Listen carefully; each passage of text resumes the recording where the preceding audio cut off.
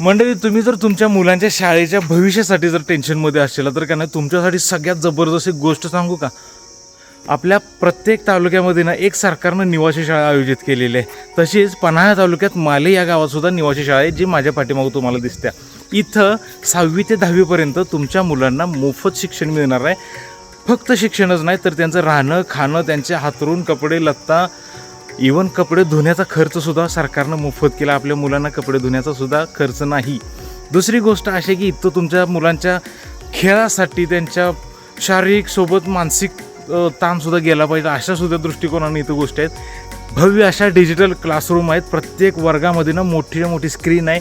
वायफायनं सुविधा आहेत. मोफत वायफाय आहे. इथं व्ही आर रूम आहे. इथं जबरदस्त टेक्नॉलॉजी असणारी ॲकोस्टिक रूम आहे, जे तुमच्या मुलांना 10वीच्या वर्गातल्या पोरांना कोणतंही डिस्टर्बन्स होणार नाही.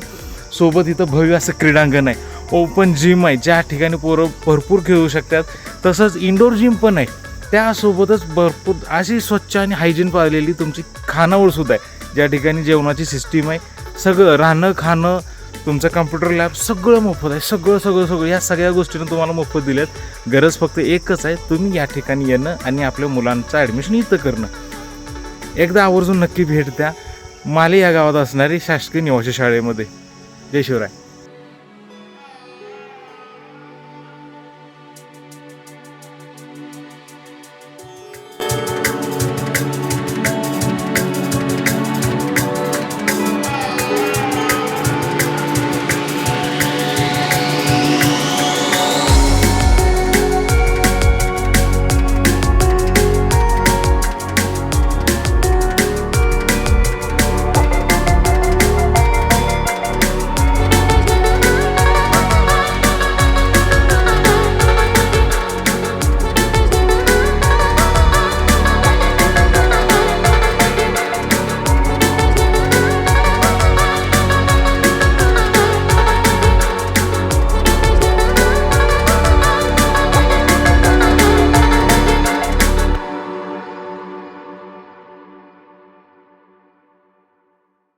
हां, दुसरी गोष्ट अशी आहे की इथं फक्त नवबौद्ध अनुसूचित जाती समाजातील मुलांच्यासाठी खास शिक्षण आहे.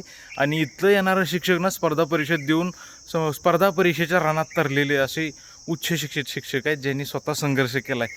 आणि अशा शासकीय कर्मचाऱ्यांच्या हातात आपल्या मुलांचं भविष्य देण्यासाठी एका सेकंदाचा सुद्धा विचार करू नका. एकच चांगला आहे.